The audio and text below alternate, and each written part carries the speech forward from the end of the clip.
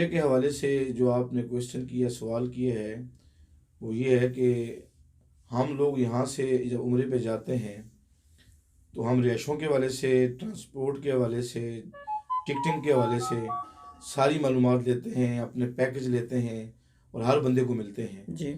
इसमें जो सबसे ज़रूरी बात है, जो आपने सवाल किया, हमारी आवाम तक जो पहुंचना चाहिए, वो ये है कि हम उस चीज़ की तैयारी नहीं कर पाते जो हमें ज़रूरी है कि हमें जाके उम्रा कैसे करना है जी।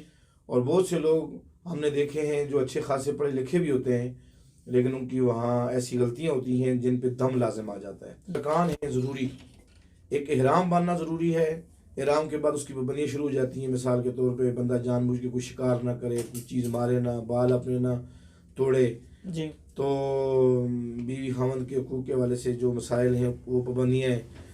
तो इस तरह की पाबंदियाँ जो एहराम की वजह से बंदे पे लाजिम होती हैं, उनका करना ज़रूरी है। आप हमारे देखने वाले नाज़रीन को ये भी बताएं ये दम क्या है और दम अदा करने का तरीका क्या है?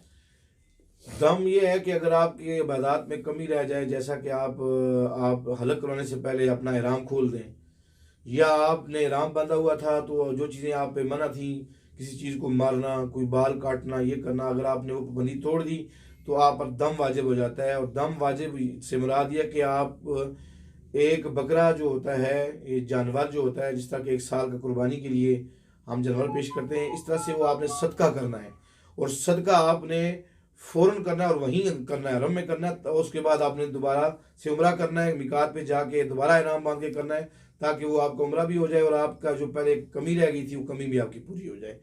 अगर आपके पास बकरा देने की तौफीकात नहीं है या पूरे वो वसाइल नहीं, तो उसमें फिर उलमा ने मुख्तलिफ कैटेगरीज रखी हैं, जिसकी जो तौफीक है उसके मुताबिक वो सदका करे। 100 रियाल कर दे, 110 रियाल कर दे, जितना कुछ कर सकता है तौफीकात के मुताबिक करे। लेकिन अगर कर सकता है तो बेहतर है कि एक बकरा वो दम के तौर पे ज़बह करवा के गुराबा में बांट दिया जाए और उसी वक्त अदा करें। और ये भी हो सकता है कि आप वहाँ हरम में मौजूद हैं और अगर आप सदका पाकिस्तान में लेना चाहें तो वहाँ से टेलीफोन के ज़रिए और पैसे का इंतज़ाम करके आप पाकिस्तान में सदका करवा दें और उसकी फ़ौरन बाद उम्रा कर लें। ये सदका जिस वक्त आप दे चुके हैं फिर आपको उम्रा प्रॉपर शुरू से एंड तक वही तरीका दोबारा करना पड़ेगा या जहाँ से आपका गलती हुई है वहाँ से आप आगे उम्रा करेंगे? माशाल्लाह बड़ा अच्छा सवाल किया दिलनवाज भैया आपने, कि जिसको को दम पड़ जाए तो पहला उम्रा नहीं होता है, वो उम्रा जिन्हीं के हमारा साकित हो जाता है, हमें नए मीकात से जाके एहराम बांध के दोबारा से उम्रा करना पड़ता है, सारे अरकान दोबारा अदा करने पड़ते हैं। हाँ, इस मसले के साथ मिलता हुआ एक मसला ये है कि आप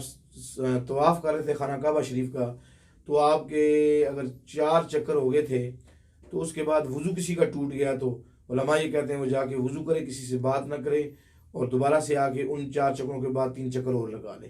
तो अगर उसके 3 चक्कर थे, वज़ू टूट गया, तो आप वज़ू करने के बाद दोबारा से पहले चक्कर से वो गिनती शुरू करेगा।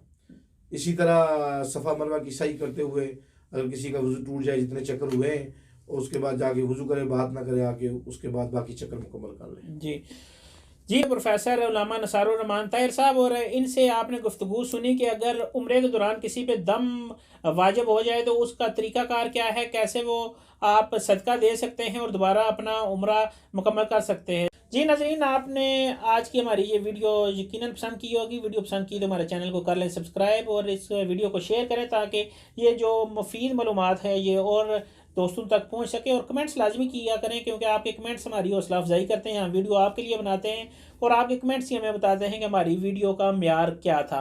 तो यकीनन मैं एक दफ़ा फिर बताता चलूँ कि उल्लामा नसारुर रहमान ताहिर साहब हमारे साथ मौजूद थे और इनके कीमती वक्त का हम शुक्रिया भी अदा करते हैं। इनका कॉन्टैक्ट नंबर मैं नीचे आपको दे देता हूँ, आप इनसे रब्ता करना चाहें, इनके साथ उम्रे पे जाना चाहें तो इनके साथ रब्ता करें। मुझे दें मेरी नेक्स्ट वीडियो तक इजाज़त। अल्लाह हाफिज़। अल्लाह ने के बाद।